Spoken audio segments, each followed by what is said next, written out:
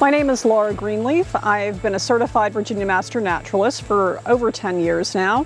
I'm a co-founder of the James River Park System Invasive Plant Task Force and have been a volunteer in the parks working on invasive management since 2015.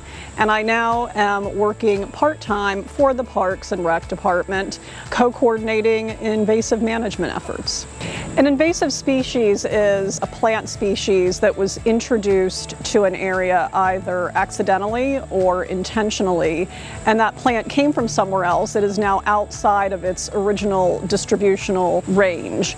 And because it did not co-evolve in that place with all other species, both plant and animal, it has no competition, and it will outcompete native flora and become not just abundant but dominant, thereby reducing biodiversity of both plants and the animals that depend on them.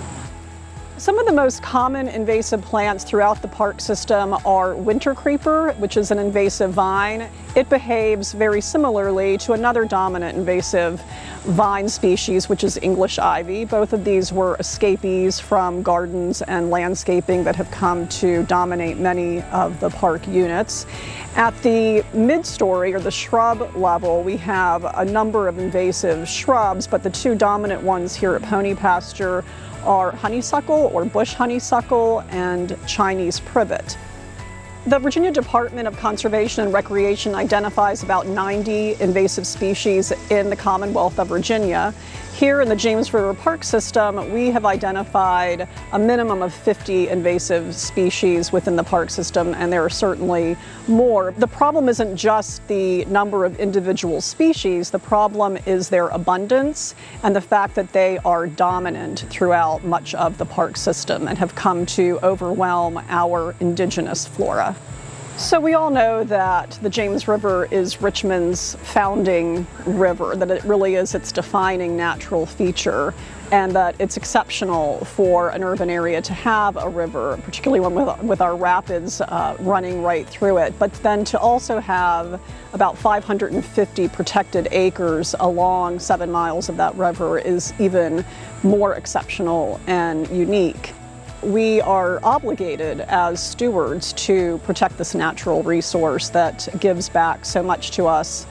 The park system is an urban park, and therefore it faces challenges that more remote natural areas do not face. And invasive species are the primary ecological threat to the park system. Managing those invasive species takes a lot of muscle, and volunteers really are the backbone of this effort.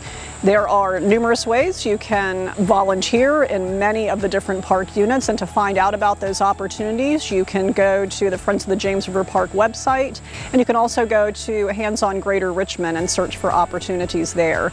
It's critical that we work together with the park system and with the Invasive Plant Task Force so that we are doing this in a wise manner according to best management practices. Richmonders love their park system, and part of loving a place is to care for it. And in this case, managing invasive species is a healing activity, and we're not just healing the park, we're also healing ourselves.